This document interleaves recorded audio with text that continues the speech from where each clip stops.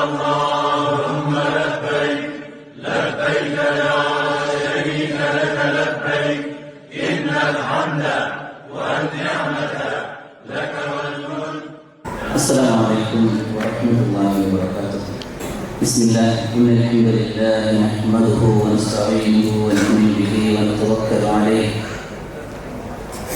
ونعوذ بالله من شرور أنفسنا ومن سيئات أعمالنا من يهده الله فلا مضل له ومن يضلل فلا هادي له وأشهد أن لا إله إلا الله وحده لا شريك له وأشهد أن محمدا عبده ورسوله أرسله بالهدى ودين الحق ليظهره على الدين كله ولو كره المشركون. أما بعد فإن خير الكلام كلام الله وخير السنن سنن محمد صلى الله عليه وسلم وشر الأمور محدثاتها وكل محدثة بدعة وكل بدعة ضلالة وكل ضلالة في النار. أعوذ بالله السميع العليم من الشيطان الرجيم. الحج أشهر معلومات فمن فرض فيهن الحج فلا رفث ولا فسوق ولا جدال في الحج وما تفعلوا من خير يعلمه الله وتزودوا فإن خير الزاد التقوى واتقون يا أولي الألباب. إن أريد إلا الإصلاح ما استطعت وما توفيقي إلا بالله عليه توكلت وإليه أنيب. اللهم رب اشرح لي صدري ويسر لي أمري واحلل عقدة من لساني يفقهوا قولي. أعوذ بالله من الشيطان الرجيم. الله لا إله إلا هو الحي القيوم لا تأخذه سنة ولا نوم له ما في السماوات وما في الأرض من ذا الذي يشفع عنده إلا بإذنه يعلم ما بين أيديهم وما خلفهم ولا يحيطون بشيء من علمه إلا بما شاء وسع كرسيه السماوات والأرض ولا يؤوده حفظهما وهو العلي العظيم. സ്നേഹാദരനായ പണ്ഡിതന്മാരെ, സഹോദരങ്ങളെ, സുഹൃത്തുക്കളെ, ഏറ്റവും നല്ലവരായ ഹാജിമാരെ, അല്ലാഹു സുബ്ഹാനഹു വ തആല വിവിധ ദിക്കുകളിൽ നിന്നും ഇവിടെ വന്ന നമുക്കെല്ലാവർക്കും ഏറ്റവും അർഹമായ പ്രതിഫലം അല്ലാഹു പ്രദാനം ചെയ്യുമാറാവട്ടെ. നമ്മൾ വലിയ ഭാഗ്യം ചെയ്തവരാണ്, ഭാഗ്യം ലഭിച്ചവരാണ് നാം ഓരോരുത്തരും. ഇവിടെ നിന്ന് മടങ്ങുന്നത് വരെയും നമുക്കൊരു സംരക്ഷണം ലഭിക്കാൻ ഉതകുന്നതായ ഒരു പ്രാർത്ഥന പറഞ്ഞുകൊണ്ട് നമുക്ക് നേരത്തെ വിഷയത്തിലേക്ക് നമുക്ക് പ്രവേശിക്കാം. സഹീഹ് മുസ്ലിം ഉദ്ധരിക്കുന്ന ഒരു ഹദീസ് നമുക്ക് കാണുവാൻ കഴിയും. ആരെങ്കിലും ആരെങ്കിലും ഒരു സ്ഥലത്ത് ചെന്നിറങ്ങുകയാണെങ്കിൽ അവൻ പറയുന്നു, അഊദു ബികലിമാത്തില്ലാഹി താമ്മാതി മിൻ ശർരി മാ ഖലഖ്. അഊദു ബികലിമാത്തില്ലാഹി താമ്മാതി മിൻ ശർരി മാ ഖലഖ് എന്ന് അവൻ പറയുകയും ചെയ്താൽ ലം യദുറഹു ഷൈഉൻ ഹത്താ യർതഹില മിൻ ദാലിക മക്കാൻ. ആ പ്രദേശത്ത് നിന്നും അവൻ മടങ്ങുന്നത് വരെയും അവന് യാതൊരു പ്രയാസവും ഉണ്ടാകുന്നതല്ല എന്ന് റസൂലുള്ളാഹി സ്വല്ലല്ലാഹു അലൈഹി വസല്ലമ പറഞ്ഞതായി നമുക്ക് കാണാൻ കഴിയും. അതുകൊണ്ട് എനിക്കെൻ്റെ സഹോദരങ്ങളോട് ഞാനിതിവിടെ വന്നിറങ്ങിയപ്പോൾ ഞാൻ ചൊല്ലിയ ഒരു പ്രാർത്ഥന കൂടെയാണ്.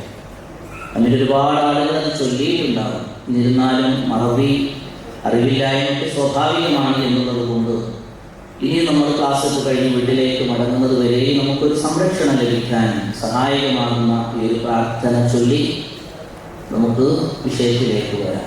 എല്ലാവരും ചൊല്ലി നോക്കുക. അഊദു ബികലിമാത്തില്ലാഹി താമ്മാതി മിൻ ശർരി മാ ഖലഖ. ഒരു പ്രാർത്ഥന ഉരുവിടുക എന്നതിലപ്പുറം അതിലെ ആശയമാണ് ഏറ്റവും ഗൗരവം. എന്താണ് അതിൻ്റെ അർത്ഥം? അല്ലാഹുവിൻ്റെ പരിപൂർണമായ വചനങ്ങളെ കൊണ്ട് അവൻ സൃഷ്ടിച്ചതായ എല്ലാതരം ശത്രുക്കളിൽ നിന്നും ഞാൻ രക്ഷപ്പെടുന്നു എന്നതാണ് അതിൻ്റെ അർത്ഥം. അതോ ഒരു കാര്യം നടപ്പിലാകണമെന്ന് ഉദ്ദേശിക്കുകയാണെങ്കിൽ അല്ലാഹു എന്താ പറയുന്നത്? ഇദാ അറാദ ശൈഅൻ അൻ യഖൂല ലഹു കുൻ ഫയകൂൻ. യാസീനിലെ ആയത്തുണ്ട്. അള്ളാഹുവിന്റെ കാര്യത്തിലേ ഉള്ളൂ. ഒരു കാര്യം അവൻ ചെയ്യാൻ ഉദ്ദേശിക്കുകയാണെങ്കിൽ കുൻ എന്ന് പറയും, അതോടുകൂടി അത് സംഭവിക്കുന്നുള്ളതാണ്. ആ കുൻ എന്ന് പറഞ്ഞതുകൊണ്ടാണ് നമ്മൾ ഹജ്ജിന് വേണ്ടി അപേക്ഷ കൊടുത്തതും നമ്മളിവിടെ വന്നതും. നമ്മൾ ഓരോ കാര്യങ്ങളും നമ്മുടെ ജീവിതത്തിൽ ഓരോ കാര്യങ്ങളും അങ്ങനെയാണ്. അതുകൊണ്ട് തന്നെ അങ്ങനെയുള്ള വചനങ്ങളെ കൊണ്ട് നമ്മൾ അള്ളാഹുവിനോട് നമ്മൾ രക്ഷ ചോദിക്കുകയാണ്. നമുക്ക് ഹജ്ജിലേക്ക് നേരിട്ട് വരാം. ഹജ്ജ് എന്ന് പറഞ്ഞാൽ ഖസ്ദ് എന്ന് പറഞ്ഞാൽ ഉദ്ദേശിക്കുക എന്ന ഒരർത്ഥം അതിന് നമുക്ക് കാണാൻ കഴിയും. എന്താണ് ഉദ്ദേശിക്കുന്നത്? നമ്മൾ ഉദ്ദേശിക്കുന്നത് ഈ ഭൂമിയിൽ അല്ലാഹു സുബ്ഹാനഹു വ തആല ഏറ്റവും ആദരിച്ചതായിട്ടുള്ള പുണ്യഭൂമി മസ്ജിദുൽ ഹറമിലെ അല്ലാഹു ആദ്യമായി നിർമ്മിച്ചതായിട്ടുള്ള കഅബാലയം. ആ കഅബാലയം നമ്മുടെ മനസ്സിൽ ഇങ്ങനെ നിറഞ്ഞു നിൽക്കുകയാണ്. ആ കഅബയെ ലക്ഷ്യമാക്കിക്കൊണ്ടിരിക്കുകയാണ് നമ്മൾ. അതിനെ ലക്ഷ്യമാക്കുവാൻ അത് ലക്ഷ്യമാക്കി പ്രവർത്തിച്ചുകൊണ്ടിരിക്കുകയാണ്. ഈ ഇരുത്തം പോലും ഒരു ഹജ്ജിന്റെ ഒരു പ്രവർത്തനമാണ്. കാരണം അല്ലാഹു സുബ്ഹാനഹു വ തആല ഹജ്ജിന് വേണ്ടിയിട്ട് ഒരുങ്ങാൻ വേണ്ടിയിട്ട് പറഞ്ഞിട്ടുണ്ട്. അതുകൊണ്ട് നമുക്ക് ഓതിയ ആയത്തിലേക്ക് വരാം. ഞാൻ ഓതുന്നതിന്റെ സംസാരത്തിൽ ഉടനീളം നിങ്ങൾ ഒരു പക്ഷേ കേട്ടുകൊണ്ടിരിക്കുന്നത് നമ്മൾ സ്ഥിരമായി ഓതുന്ന പരിശുദ്ധ ഖുർആനിലെ വചനങ്ങളാണ്. ഇതിലാണ് നമുക്ക് ഏറ്റവും ഹൈറും ബറക്കത്തും ഉള്ളത്. ആര് പറഞ്ഞു? അല്ലാഹു പറഞ്ഞു എന്ന് പറയുമ്പോൾ ഫഇന്ന ഖൈറൽ കലാമി കലാമുല്ലാഹ്, ഏറ്റവും ഉത്തമമായ സംസാരം അല്ലാഹുവിന്റെ സംസാരമാണ്. വഖൈറുൽ ഹദി ഹദി മുഹമ്മദ് സ്വല്ലല്ലാഹു അലൈഹി വസല്ലം, ഏറ്റവും നല്ല ചര്യ എന്ന് പറയുന്നത് റസൂലുള്ളാഹി സ്വല്ലല്ലാഹു അലൈഹി വസല്ലമയുടെ ചര്യയാണ്. അതുകൊണ്ട് തന്നെ അല്ലാഹു എന്ന് പറഞ്ഞു, റസൂലുള്ളാഹി സ്വല്ലല്ലാഹു അലൈഹി വസല്ലമ എന്ന് പറഞ്ഞു, അത് തന്നെയാണ് ഏറ്റവും പ്രധാനം. ഈ എന്തെങ്കിലും അഭിപ്രായം എന്റെ കയ്യിൽ എന്തെങ്കിലും അല്ലാഹു പറയാം. എത്രയോ ഹജ്ജ് ക്ലാസുകൾ ഇനി നിങ്ങൾ കേൾക്കാൻ പോകുന്നുണ്ട്. ഇനി തൊട്ടടുത്ത ദിവസങ്ങളിൽ ആഴ്ചകളിൽ ഒരുപാട് ക്ലാസുകൾ യൂട്യൂബുകളിൽ നമ്മൾ സെർച്ച് ചെയ്തുകൊണ്ടേയിരിക്കുകയാണ്. ഒരുപാട് അഭിപ്രായങ്ങൾ നമ്മൾ കാണും. ഇവിടങ്ങളിലെല്ലാം ഇന്നലെ ഒരു ക്ലാസ് കേട്ടിരുന്നപ്പോൾ ഒരാളുടെ ഒരു സംസാരം വല്ലാതെ കൺഫ്യൂഷൻ ആവുകയാണ്. അവിടെയാണ് പ്രിയമുള്ളവരെ അള്ളാഹു നമ്മുടെ ഹൃദയത്തിലേക്കാണ് നോക്കുന്നത്. നമ്മുടെ മനസ്സ് ആത്മാർത്ഥമായി പ്രഭേ ആ പുണ്യഭൂമിയിലേക്ക് വന്നുകൊണ്ട് ഞാൻ ഹജ്ജ് നിർവഹിക്കുമ്പോൾ അത് നീ സ്വീകരിക്കുന്ന നിന്റെ പ്രവാചകൻ പഠിപ്പിച്ചു തന്നതുപോലെ എനിക്കത് നിർവഹിക്കുവാനുള്ള തൗഫീഖ് നീ എനിക്ക് നൽകണേ എന്ന് ഉള്ളൊരുക്കി ആത്മാർത്ഥമായി നമ്മൾ ആഗ്രഹിക്കുന്നുവെങ്കിൽ സഹോദരങ്ങളെ അവിടെയാണ് അല്ലാഹുവിന്റെ തൗഫീഖ് ഉണ്ടാവുക. അല്ലാഹു തൗഫീഖിനെ പറ്റി പറയുന്നുണ്ട്,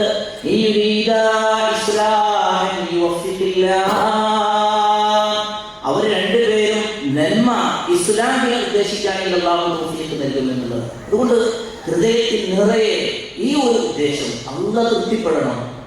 സല്ലല്ലാഹു അലൈഹി വസല്ലം കാണിച്ചു തന്നതുപോലെയുള്ള ഒരു രൂപത്തിലൂടെ എനിക്ക് ഹജ്ജ് നിർവഹിക്കണം, ഒരു നിഷ്കളങ്ക പൈതലിനെ പോലെ എനിക്ക് ഹജ്ജ് നിർവഹിച്ചുകൊണ്ട് തിരിച്ചു വരാൻ കഴിയണം എന്ന് നമ്മൾ ആത്മാർത്ഥമായി ആഗ്രഹിക്കുകയാണെങ്കിൽ അള്ളാഹു നോക്കുന്നത് നമ്മുടെ ഹൃദയത്തിലേക്ക് തീർച്ചയായും അതിൽ തൗഫീഖ് ഉണ്ടാകും. നമുക്കതിന് വേണ്ടിയിട്ട് നമുക്ക് അല്ലാഹുവിനോട് നമുക്ക് ദുആ ചെയ്യാം. റഹ്മാനായ റബ്ബ് സുബ്ഹാനഹു വ തആല നമുക്ക് തീർത്തും നമുക്ക് നിഷ്കളങ്കമായി ഹജ്ജ് മബ്റൂറായ രൂപത്തിൽ നിർവഹിക്കുവാനുള്ള തൗഫീഖ് അല്ലാഹു നമുക്കെല്ലാം പ്രദാനം ചെയ്യുമാറാവട്ടെ. നോക്കൂ, അല്ലാഹു പറയുന്നത് അൽ ഹജ്ജു അശ്ഹുറും മഅലൂമാത്. ഹജ്ജ് എന്ന് പറയുന്നത് അറിയപ്പെട്ട മാസങ്ങളാണ്. ഹജ്ജിന്റെ മാസങ്ങൾ ഏതാണ്? ഹജ്ജിന്റെ മാസങ്ങൾ എന്ന് പറയുന്നത് മികച്ചതായ അഭിപ്രായം എന്ന് പറയുന്നത് വ്യത്യസ്തങ്ങളായ അഭിപ്രായങ്ങൾ കാണാൻ കഴിയും. ആ അഭിപ്രായ വ്യത്യാസങ്ങളിൽ നമുക്കൊരു പ്രയാസങ്ങളൊന്നുമില്ല. നമ്മൾ ബാധിക്കുന്ന വിഷയങ്ങളെല്ലാം, കാരണം എല്ലാവരും ആ കാര്യങ്ങൾ ശരിയായ രൂപത്തിൽ നിർവഹിക്കുന്നു. ഇവിടെ ഹജ്ജിന്റെ മാസം എന്ന് പറയുന്നത് ശവ്വാൽ, റമദാൻ കഴിഞ്ഞു, പിന്നീട് നമ്മൾ ഹജ്ജിന്റെ മാസത്തിലേക്ക് നമ്മൾ പ്രവേശിച്ചു. അതുപോലെ തന്നെ ദുൽഖഅദ ഹജ്ജിന്റെ മാസമാണ്, ദുൽഹിജ്ജയും ഹജ്ജിന്റെ മാസമാണ്. ദുൽഹിജ്ജ പൂർണ്ണമായും ഉണ്ടോ ഇല്ല എന്ന വിഷയത്തിൽ അഭിപ്രായ വ്യത്യാസങ്ങളുണ്ട്. അത് ദുൽഹിജ്ജ 10 വരെയാണ് എന്ന് പറയുന്നവർ, ദുൽഹിജ്ജ മുഴുവനും ഉണ്ട് എന്ന് പറയുന്നു. ഏതായിരുന്നാലും നമ്മൾ ഹജ്ജിന്റെ മാസത്തിലൂടെയാണ് നമ്മൾ മുന്നോട്ട് പോയിക്കൊണ്ടിരിക്കുന്നത്. അതുകൊണ്ട് തന്നെ ആർക്ക് അതിന് ഹജ്ജിനെ നിർബന്ധമാക്കിയോ അവർ പിന്നെ മ്ലേച്ഛ വർത്തമാനങ്ങൾ, തോന്നിവാസ കാര്യങ്ങൾ, തർക്കങ്ങൾ, ഇതൊന്നും ഹജ്ജിന് പാടുള്ളതല്ല. ഹജ്ജിന് പാടില്ല എന്ന് പറയുമ്പോൾ അവിടെ നമ്മൾ സ്ഥിരമാക്കണം, ശ്രദ്ധിക്കേണ്ട ഒരു കാര്യം. ഒരു കാര്യം നമുക്ക് ഒരു നിശ്ചിതമായ ഒരു സമയത്തേക്ക് പ്രത്യേകിച്ച് നിങ്ങൾ ശ്രദ്ധിക്കണമെന്ന് പറഞ്ഞാൽ അത് കുറച്ച് പ്രയാസമായിരിക്കും. നേരെ മറിച്ച് ഹജ്ജിന് മുമ്പ് തന്നെ നമ്മളിതിനെ പ്രാക്ടീസ് ചെയ്യണം. നമ്മുടെ വീടുകളിൽ നമ്മൾ ഭാര്യയുമായി സംസാരിക്കുമ്പോൾ, നമ്മുടെ മക്കളുമായി നമ്മൾ സംസാരിക്കുമ്പോൾ, നമ്മൾ സഹപ്രവർത്തകർക്കായിട്ട് സംസാരിക്കുമ്പോൾ ഇടയിൽ ഇങ്ങനെ തോന്നിവാസ വാക്കുകൾ വരുന്നതിന് ഇപ്പോഴേ നമ്മൾ നിയന്ത്രിക്കുകയാണെങ്കിൽ മാത്രമാണ് ഹജ്ജിലേക്ക് പ്രവേശിക്കുമ്പോൾ നമുക്ക് നമ്മുടെ നാവിനെ നമുക്ക് എന്ത് ചെയ്യാൻ പറ്റുള്ളൂ, നിയന്ത്രിക്കാൻ പറ്റുള്ളൂ. അതുകൊണ്ട് തന്നെ ഈ ഒരു സമയം എന്ന് പറയുന്നത് അല്ലാഹു പറയാം, വമാ തഫഅലൂ മിൻ ഖൈരി യഅലമുല്ലാഹ്. ഏത് നന്മ നിങ്ങൾ ചെയ്യുകയാണെങ്കിലും അത് അല്ലാഹു അറിയുന്നുണ്ട്.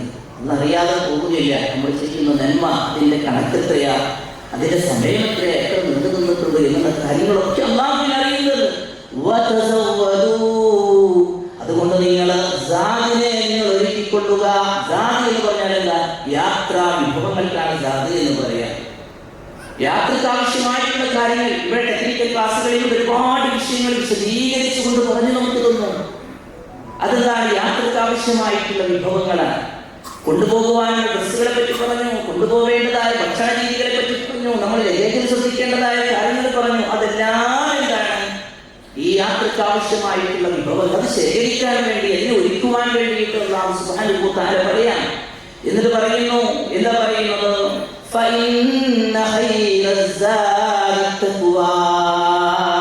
യാത്ര ഒരുക്കങ്ങളിൽ ഏറ്റവും ഹൈറായത് അത് തഖ്വയാണ്. ആ തഖ്വ നമ്മൾ ഒരുക്കിയോ എന്നുള്ളതാ പ്രിയമുള്ളവരെ നമ്മൾ ശ്രദ്ധിക്കേണ്ടത്.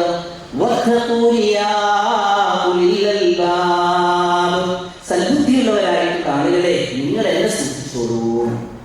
അതുകൊണ്ട് പ്രിയമുള്ളവരെ, ഇനിയുള്ള നാളുകളിൽ നമ്മൾ ഏറ്റവും സൂക്ഷ്മതയോടുകൂടി നമ്മൾ ജീവിക്കുവാൻ നമ്മൾ തയ്യാറാവുക എന്നുള്ളതാണ് ഈ വചനത്തിലൂടെ പ്രഭു സുബ്ഹാനഹു വ തആല പറയുന്നത്. കുറേ കാര്യങ്ങൾ ഷെയർ ചെയ്യാനുണ്ട്, പക്ഷേ വളരെ പ്രസക്തമായ കാര്യങ്ങളൊക്കെ വളരെ വേഗതയിൽ പറഞ്ഞുകൊണ്ട് ഞാൻ എൻ്റെ സംസാരം അവസാനിപ്പിക്കും. നിങ്ങൾ കേൾക്കും, കാരണം ഹജ്ജിന് വേണ്ടിയിട്ട് ഒരുങ്ങിയവരാണ്. എന്നിരുന്നാലും ഒരുപാട് നേരം പറഞ്ഞ് വിശിപ്പിക്കുക എന്നുള്ളത് ശരിയല്ല എന്നുള്ളത് കൊണ്ട് തന്നെ ഞാൻ വളരെ വേഗതയിൽ ചില കാര്യങ്ങൾ നിങ്ങളുടെ ശ്രദ്ധയിലേക്ക് ഞാൻ കൊണ്ടുവരാം. ഒന്നാമത്തേത്, പ്രിയമുള്ളവരെ, എന്താണ് നമ്മൾ ഹജ്ജ് കൊണ്ട് നമ്മൾ എന്താണ് നമ്മൾ ലക്ഷ്യമാക്കുന്നത്? ഹജ്ജ് കൊണ്ട് നമ്മൾ ലക്ഷ്യമാക്കേണ്ടത് നമ്മുടെ മനസ്സ്, നമ്മുടെ പാപങ്ങൾ മുഴുവനും അല്ലാഹു നമുക്ക് കൊടുത്തത്. അതിനു വേണ്ടിയ പൈസ 3 ലക്ഷം കൊടുത്തിട്ടുണ്ടാവില്ലേ? 5, 6, 7 ലക്ഷം പ്രൈവറ്റിലാണെങ്കിൽ വ്യത്യസ്തങ്ങളായ സംഖ്യകൾ. എന്തിനാ പ്രിയമുള്ളവരെ അത് അടച്ചത്? നമ്മുടെ ജീവിതത്തിൽ ഇന്ന് വരെയും സംഭവിച്ചതായ എല്ലാ പാപങ്ങളും നമുക്ക് അല്ലാഹു കൊടുത്തു തരണം. അത് കൊടുത്തു തന്നാൽ മാത്രം പോരാ, പിന്നീട് മലക്കുൽ മൗത്ത് വരുന്നത് വരെയും ആ ചൈതന്യത്തോടു കൂടി നമുക്ക് ജീവിക്കണം. ആ ചൈതന്യത്തോടുകൂടി ജീവിച്ച് മലക്കുൽ മൗത്ത് നമ്മുടെ അടുക്കൽ വന്നാൽ ലാ ഇലാഹ ഇല്ലല്ലാഹ് എന്ന് ഉച്ചരിച്ചുകൊണ്ട് മരിക്കണം. നമ്മുടെ വീടിനുള്ളിൽ നമ്മൾ കഴിച്ചു കൂട്ടുന്നതിനേക്കാളും സുഖത്തോടെ സന്തോഷത്തോടെ നമ്മുടെ കബറിൽ നമുക്ക് കഴിച്ചു കൂട്ടാൻ കഴിയണം.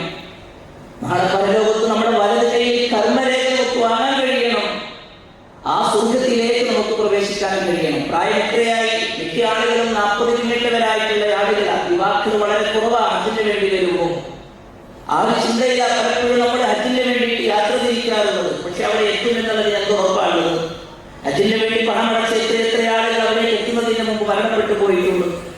ഹജ്ജിനെ കാത്തിരിക്കുന്ന വ്യക്തിയാണ് ലിഫ്റ്റുണ്ട് എന്ന് വിചാരിച്ചുകൊണ്ട് കാൽവെച്ചകത്തേക്ക് പോയത്. പക്ഷേ ലിഫ്റ്റ് അവിടെ ഉണ്ടായിരുന്നില്ല. മുകളിലൂടെ ഒന്ന് വീണ്ടും അദ്ദേഹത്തിന്റെ തലയിൽ നിന്ന് അടിച്ചു അദ്ദേഹം മരണപ്പെട്ടു പോയി. ഇങ്ങനെ എത്ര അനുഭവങ്ങളുണ്ട്. അതുകൊണ്ട് പ്രിയമുള്ളവരെ, നമ്മളൊരു യാത്ര തിരിക്കുകയാണ്. ആ യാത്ര എന്തിനു വേണ്ടിയിട്ട്? പാപമുക്തമായ ഒരു ജീവിതത്തിന് വേണ്ടിയിട്ട്. അതുകൊണ്ട് തന്നെ ആ ഒരു ചിന്ത ആത്മാർത്ഥമാണ് എന്നുണ്ടെങ്കിൽ 99 പേർ എന്നൊരാളുടെ ചരിത്രം നമ്മൾ കേട്ടിട്ടുണ്ട്. മനസ്സ് നിറയെ ഒരു കുറ്റബോധം വന്നപ്പോൾ ഒരു പണ്ഡിതനോട് ചോദിക്കുക, എനിക്ക് അല്ലാഹു പുറത്തു തരും, എനിക്ക് എങ്ങനെയാണ് പുറത്തു തരിക എന്ന് പറഞ്ഞ് ഒരു സാധാരണക്കാരനോട് ചോദിച്ചപ്പോൾ എങ്ങനെയാണ് എനിക്ക് പുറത്തു തരിക? പിന്നീടാണ് അല്ലാഹുവിനെ മനസ്സിലാക്കിയ ഒരു പണ്ഡിതനോട് ചോദിക്കുന്നത്, അല്ലാഹ് ആരാ നിനക്ക് പുറത്തു തരിക? നീ ഇവിടെ നിൽക്കാൻ പാടില്ല, ഇവിടെ നീ അങ്ങോട്ട് പോകണം, നല്ലവരായ ആളുകൾ ജീവിക്കുന്ന ആയിരത്തേക്ക് പോകണം. പോയതേയുള്ള വഴിയിൽ വെച്ചുകൊണ്ട് മരണപ്പെട്ടു പോയി. ആ വ്യക്തി ഈ സ്വർഗത്തിലേക്കാണ് പോയത്. എങ്കിൽ നമ്മൾ 100 പേരെ കൊന്നവരല്ല, നമ്മുടെ ജീവിതത്തിൽ തെറ്റുകളൊക്കെ വന്നിട്ടുണ്ടല്ലേ. എങ്കിൽ നമ്മൾ പോകുന്നത് എവിടേക്കാണെന്നറിയോ? നമ്മൾ പോകുന്നത് പുണ്യ മക്കയിലേക്കാണ്. നമ്മുടെ യാത്ര പരിശുദ്ധമായ കഅബയുടെ പരിസരത്തേക്കാണ് നമ്മൾ പോയിക്കൊണ്ടിരിക്കുന്നത്. അതുകൊണ്ട് തന്നെ പാപമുക്തമായ ഒരു ജീവിതം അത് തന്നെയായിരിക്കണം നമ്മുടെ ജീവിതത്തിൽ എന്ത് ചെയ്യേണ്ടത്? ഹജ്ജ് കൊണ്ട് നമ്മൾ ലക്ഷ്യമാക്കേണ്ടത്.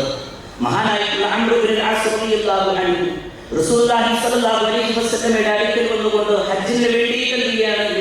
ഇസ്ലാമിന് വേണ്ടിയിട്ട് ബൈഅത്ത് ചെയ്യുകയാണ്. നബി, ഞാൻ ഇസ്ലാമിലേക്ക് വരാൻ തയ്യാറാണ് എന്ന് പറഞ്ഞ് കൈ കൊടുത്തു. ആ സമയത്ത് പെട്ടെന്ന് തന്നെ അംർ ഇബ്നുൽ ആസ് കൈ പിൻവലിച്ചു. സ്വല്ലല്ലാഹു അലൈഹി വസല്ലമ ചോദിച്ചു, എന്താണ് നിനക്ക് പറ്റിയത്? നീ ഇസ്ലാമിലേക്ക് വരുന്നില്ലേ എന്ന് ചോദിച്ചപ്പോ അംർ ഇബ്നുൽ ആസ് പറഞ്ഞു, അറത്തു അൻ അശ്തരി, എനിക്കൊരു കണ്ടീഷൻ ഉണ്ട്, ഞാൻ ഇസ്ലാമിലേക്ക് വരാം, എനിക്കൊരു കണ്ടീഷൻ ഉണ്ട്. എന്താണ് എന്റെ കണ്ടീഷൻ എന്ന് ചോദിച്ചപ്പോ പറഞ്ഞു, എന്റെ പാപങ്ങളെല്ലാം എനിക്ക് എന്റെ റബ്ബ് പുറത്തു തരണം, അതാണ് കണ്ടീഷൻ. ചോദിച്ചതല്ലോ അതിമാരെ വളരെയേറെ നമുക്ക് പ്രതീക്ഷ നിൽക്കുന്ന ഒരു കാര്യം. ഒരാൾ ഇസ്ലാമിലേക്ക് വന്നാൽ അതോടുകൂടി അവന്റെ പാപങ്ങളെല്ലാം പുറത്തു കൊടുത്തു. ഒരാൾ ഹിജ്റ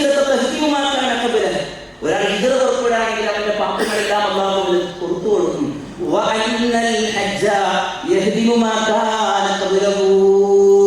ഒരാൾ ഹജ്ജ് നിർവഹിച്ചു കഴിഞ്ഞാൽ അതിന്റെ മുമ്പുള്ളതെല്ലാം അല്ലാഹുവിന് പുറത്തു കൊടുത്തിട്ടുണ്ട്. അതാണ് വിഷയം. നമ്മുടെ ജീവിതത്തിൽ ഇന്നലകളിൽ നമ്മൾ എന്താണോ അതെല്ലാം അല്ലാഹു പുറത്തു തരും. ഒരു പക്ഷേ പ്രിയമുള്ളവരെ, ജീവിതത്തിൽ ഈ ദുനിയാവിൽ ജീവിക്കുവാൻ യോഗ്യതയില്ലാത്ത പാപങ്ങളിലൂടെ വരെ നമ്മൾ കടന്നു പോയിട്ടുണ്ടാവും അല്ലേ? എറിഞ്ഞു കൊല്ലുക എന്നുള്ളത് വിവാഹിതരായിട്ട് വ്യതിചരിച്ചു പോയ ആളുകൾക്കുള്ള ശിക്ഷയാണ്. ഇസ്ലാമിക ലോകത്ത് എറിഞ്ഞു കൊല്ലുക എന്നുള്ളത് അടിച്ചുകൊണ്ട് നാട് കടത്തണം എന്നുള്ളതാണ്. അവിവാഹിതരായ ആളുകളാണ് എന്നുണ്ടെങ്കിൽ വേദനാജനകമായ ശിക്ഷക്ക് അർഹമായ പാപങ്ങൾ നമ്മുടെ ജീവിതത്തിൽ വന്നിട്ടുണ്ടാവണം. സുവർഗരതിയിലൂടെ പോയ ആളുകൾ ഫായിലിനെയും മഫ്ഊലിനെയും കൊല്ലണമെന്നുള്ളതാണ് ആ ശിക്ഷ. അതിനുള്ള ശിക്ഷ വിധിച്ചത് എങ്കിൽ ജീവിക്കുവാൻ പോലും യോഗ്യതയില്ലാത്ത തരത്തിലുള്ള പാപങ്ങളിലൂടെ നമ്മൾ കടന്നുപോയിട്ടുണ്ട് എങ്കിൽ ഇതാ നമ്മൾ ഹജ്ജിന് വേണ്ടിയിട്ട് നമ്മൾ നേരിട്ടുണ്ടോ രജിസ്റ്റർ ചെയ്തു കഴിഞ്ഞു, ഹജ്ജിന് വേണ്ടിയിട്ട് നമ്മൾ അപേക്ഷിച്ചു കഴിഞ്ഞു, ഹജ്ജിന്റെ യാത്രകൾ നിശ്ചയിച്ചു കഴിഞ്ഞു, നമ്മളതിന് വേണ്ടിയിട്ട് നമ്മൾ തയ്യാറെടുക്കുകയാണ് എന്നുണ്ടെങ്കിൽ ഇവിടം മുതൽ നമ്മൾ ശ്രദ്ധിക്കേണ്ടത് എന്താണ്? ഈ ഹജ്ജിലൂടെ ഇതുപോലെയുള്ള എല്ലാ പാപങ്ങളും എനിക്കുണ്ടാകും പുറത്തു തരണം എന്നതായിരിക്കണം നമ്മുടെ മനസ്സിലെത്തിയത്. പാപമുക്തമായ ഒരു ജീവിതം അതായിരിക്കണം നമ്മുടെ മനസ്സിൽ. എങ്കിൽ അങ്ങനെയുള്ള ഒരു ഹജ്ജ് നിർവഹിക്കുമ്പോൾ അതിനുള്ള പ്രതിഫലമാണ് റസൂലുള്ളാഹി സ്വല്ലല്ലാഹു അലൈഹി വസല്ലം പറയുന്നത്, അൽ ഹജ്ജുൽ മബ്റൂറു ലൈസ ലഹു ജസാഉൻ ഇല്ലൽ ജന്നah. മബ്റൂറായ ഹജ്ജിന് സ്വർഗ്ഗമല്ലാതെ പ്രതിഫലമില്ല എന്നതാണ് റസൂലുള്ളാഹി സ്വല്ലല്ലാഹു അലൈഹി വസല്ലം. സ്വർഗ്ഗം ഉറപ്പാണ് മബ്റൂറായ രീതിയിൽ നമ്മൾ ഹജ്ജ് നിർവഹിക്കുകയാണെങ്കിൽ. അത് ഇങ്ങനെയായിരിക്കണം. മബ്റൂറായ ഹജ്ജ് എന്ന് പറഞ്ഞാൽ എന്താ? 1-2 കാര്യങ്ങൾ പറയാം. മബ്റൂറായ ഹജ്ജിന്റെ പ്രത്യേകത എന്ന് പറയുന്നത് റസൂലുള്ളാഹി സ്വല്ലല്ലാഹു അലൈഹി വസല്ലം ഹജ്ജിന് വേണ്ടി ഇങ്ങനെ പ്രവേശിക്കും. ആ സമയത്ത് റസൂലുള്ളാഹി സ്വല്ലല്ലാഹു അലൈഹി വസല്ലം പറഞ്ഞൊരു വാക്കുണ്ട്, അല്ലാഹുമ്മ ഹജ്ജതൻ ലാ റിയാ ഫീഹാ വലാ സുംആ. അല്ലാഹുവേ, ഈ ഹജ്ജിനെ നീ റിയാഉം സുംഅത്തും ഉള്ള ഒരു ഹജ്ജാക്കി നീ മാറ്റരുതേ. അത് അവിടെ പറയാനുള്ള കാരണം എന്താണെന്നറിയില്ല. നമ്മളിങ്ങനെ യാത്രകളില്ല, ഞാൻ ഹജ്ജിന് പോവാട്ടോ, അവർ പറയും ദുആ ചെയ്യണം കേട്ടോ, നിങ്ങളുടെ ഭാഗ്യം, ഇത്ര ചെറുപ്പത്തിൽ നിങ്ങൾക്ക് പോകാൻ പറ്റിയ യുവാക്കളോടാണ് ഞാൻ അങ്ങനെ ചോദിക്കുക, നിങ്ങൾക്ക് കിട്ടിയില്ലേ എന്നൊക്കെ ഇങ്ങനെ പറയുമ്പോൾ നമ്മുടെ മനസ്സിൽ ഇങ്ങനെ എന്താ അറിയോ, നമ്മളെ കുഴപ്പമില്ല, ഞാനിപ്പോ ഹജ്ജൊക്കെ ചെയ്യാൻ വേണ്ടി പോവാ, അങ്ങനെ തോന്നണ്ട. ഇതിങ്ങനെ കേൾക്കുമ്പോൾ ആളുകൾ ഇങ്ങനെ പോകുമ്പോൾ നമ്മളിങ്ങനെ നമ്മുടെ നീയത്തങ്ങനെ ചോർന്നു പോകും. അതുകൊണ്ട് തന്നെ നീയത്ത് ഉദ്ദേശശുദ്ധി ചോർന്നു പോകുവാൻ ഏറ്റവും അധികം സാധ്യതയുള്ളതായിട്ടുള്ള ഒരു വിഷയമാണ് ഹജ്ജ്. അതുകൊണ്ട് റസൂലുള്ളാഹി സ്വല്ലല്ലാഹു അലൈഹി വസല്ലമ ഇഹ്റാമിലേക്ക് പ്രവേശിച്ചപ്പോൾ പറഞ്ഞ വാക്ക് അല്ലാഹുമ്മ ഹജ്ജതൻ, അല്ലാഹുവേ ഈ ഹജ്ജിനെ നീ ആക്കണം. എങ്ങനെയാക്കണം? ലാ റിയാ ഫീഹാ വലാ സുംഅ, റിയാ ഇല്ലാത്ത ആളുകൾക്കിടയിൽ കീർത്തിയും ആളുകൾക്കിടയിൽ അറിയപ്പെടുവാൻ വേണ്ടിയിട്ടുള്ള ഒരു ഹജ്ജാക്കി നീ പ്രിയമുള്ളവരെ, ഈ ഹജ്ജ് നിഷ്കളങ്കമാക്കി മാറ്റുക എന്നത് തന്നെയാണ് മബ്റൂറായ ഹജ്ജിലൂടെ നമ്മൾ മനസ്സിലാക്കേണ്ട പ്രധാനപ്പെട്ട കാര്യം. രണ്ടാമത്തത് എന്താ പറയുക? ഈ ഹജ്ജിലുടനീളം നമ്മൾ പരലോകത്ത് ഒതുക്കുക. പരലോകത്ത് കൊണ്ട് എനിക്ക് ഗുണം ലഭിക്കണം. ഹജ്ജിന് വേണ്ടിയിട്ട് പണടക്കുമ്പോൾ നമ്മുടെ മനസ്സിലേക്ക് വരും, നമ്മുടെ മക്കൾക്ക് നമുക്ക് കുട്ടികളില്ലാതെങ്കിൽ അവരുടെ മനസ്സിലാകും ഹജ്ജിൽ എല്ലാം പ്രാർത്ഥിക്കണം ഒരു സന്താനത്തിന് വേണ്ടിയിട്ട്. കഴിഞ്ഞ വർഷം എനിക്കറിയാം, വിവാഹത്തിന് വേണ്ടിയിട്ട് കാത്തിരിക്കുന്ന ഒരു സമയത്ത് വിവാഹം നടക്കാത്തത് കൊണ്ട് ഒന്ന് ഹജ്ജിന് നേരത്തെ ഹജ്ജിനോട് പോയി നോക്കാമെന്ന് പറയുന്നവർ, സന്താനങ്ങളില്ലാതെ പ്രയാസപ്പെടുന്നവർ പെട്ടെന്ന് ഹജ്ജിന് വേണ്ടിയിട്ട് നിയ്യത്ത് ചെയ്യുന്നു. യഥാർത്ഥത്തിൽ ഹജ്ജ് കൊണ്ട് നിയ്യത്താക്കേണ്ടത് എന്തായിരിക്കണം? സന്താനലബ്ധിയാണോ? രോഗശമനമാണോ? അല്ല. ഹജ്ജ് കൊണ്ട് നമ്മൾ ലക്ഷ്യമാക്കി ഇതൊക്കെ നമുക്ക് ലഭിക്കൂട്ടോ. അതുപോലെ കാര്യം ഇതൊക്കെ നമുക്ക് ലഭിക്കും ഹജ്ജിലൂടെ. കാരണം എന്താ? അത്രമാത്രം നമുക്ക് എന്ത് ചെയ്യുന്ന അവസരങ്ങൾ ലഭിക്കാൻ. സാധാരണഗതിയിൽ തന്നെ നമ്മൾ റബ്ബിനോട് ചോദിക്കുകയാണെങ്കിൽ അതിലേക്ക് എന്തെങ്കിലും ഒന്ന് വെച്ച് തരാതിരിക്കുക എന്നുള്ളത് അല്ലാഹുവിന്റെ ലജ്ജയാണ്. നമ്മൾ ആലോചിച്ച് ഇന്നല്ലാഹ ഹലീമുൻ കരീമുൻ, അല്ലാഹു ലജ്ജയുള്ളവനാണ്, മാന്യനാണ്. അല്ലാഹു സുബ്ഹാനഹു വ തആല ഒന്നവനിലേക്ക് കൈയെത്തി എന്തെങ്കിലും ഒന്ന് കൊടുക്കാതിരിക്കുക എന്നുള്ളത് അല്ലാഹുവിന്റെ ലജ്ജയുള്ള കാര്യമാണ്. എങ്കിൽ മക്കയിൽ നിന്ന് ചോദിക്കുമ്പോൾ ഹജ്ജിന് വേണ്ടിയിട്ട് നമ്മൾ ഇറങ്ങിപ്പുറപ്പെടുന്നു, നമ്മൾ ചോദിക്കുമ്പോൾ തരാതിരിക്കും. അതുകൊണ്ട് എല്ലാം ലഭിക്കും. പക്ഷേ അല്ലാഹു നമ്മുടെ പ്രാർത്ഥനകൾക്കെല്ലാം ഉത്തരം നൽകും. പക്ഷെ നമ്മുടെ ലക്ഷ്യം എന്തായിരിക്കണം? അല്ലാഹു പറയാ ومن أراد الآخرة وسعى لها سعيها وهو مؤمن فأولئك كان سعيهم مشكورا. ومن أراد الآخرة ആര് പരലോകത്തെ ഉദ്ദേശിക്കുന്നുവോ وسعى لها سعيها അതിനു വേണ്ടി അതിൻ്റെതായ പരിശ്രമം നടത്തുകയും ചെയ്യുകയാണെങ്കിൽ وهو مؤمن ഈമാനോട് കൂടി അവൻ നിർവഹിക്കുകയാണെങ്കിൽ فأولئك كان سعيهم مشكورا അവന്റെ പരിശ്രമം അല്ലാഹു നന്ദിയോടുകൂടി സ്വീകരിക്കുന്നതാണ്. അല്ലാഹു ഭയങ്കര ഇഷ്ടമായിരിക്കും. നമുക്ക് പ്രയാസപ്പെടുന്ന ഒരാളെ നമ്മളെ സഹായിക്കുകയാണെങ്കിലേ നമുക്ക് അയാളുടെ ഇഷ്ടമായിരിക്കും. നമ്മൾ അയാളെ നന്ദിപൂർവ്വം ഓർക്കൂല പ്രിയമുള്ളവരെ. എങ്കിൽ ഹജ്ജിന്റെ പണമടച്ചോ നമ്മൾ? ഹജ്ജിന് വേണ്ടിയിട്ട് അറിഞ്ഞിരിക്കുകയാണ് നമ്മൾ. ഹജ്ജിന് വേണ്ടിയിട്ടല്ലേ ഈ ക്ലാസ്സിന് വേണ്ടിയിട്ട് നമ്മൾ വന്നത്? ആത്മാർത്ഥമായിട്ടാണ് എങ്കിൽ, പരലോകത്തെ ഉദ്ദേശിച്ചാണ് എങ്കിൽ, അപ്പേ നിന്റെ മുഖത്തേക്ക് എനിക്ക് നോക്കാൻ, നിന്റെ കയ്യിൽ നിന്നും വലത് കൈയിലേക്ക് നിന്റെ കയ്യിൽ നിന്നും നിന്നിൽ നിന്നും എനിക്ക് വലത് കൈയിൽ കർമ്മരേഖ ലഭിക്കാൻ, പരലോകത്ത് നിന്റെ പേര് ലഭിക്കാൻ എന്ന ഉദ്ദേശത്തോടു കൂടിയാണ് നമ്മൾ ഇറങ്ങിപ്പുറപ്പെടുന്നതെങ്കിൽ നമ്മുടെ ഓരോ പ്രവർത്തനവും നന്ദിയോടുകൂടിയാണ് അല്ലാഹു സുബ്ഹാനഹു വ തആല സ്വീകരിക്കാനുള്ളത്. അതുകൊണ്ട് പ്രിയമുള്ളവരെ, പരലോകം നമ്മുടെ ഈ അഗ്നിയിലൂടെ നമ്മൾ തീർത്തും നമ്മൾ ആഗ്രഹിക്കുക എന്നുള്ളത് തന്നെയാണ്.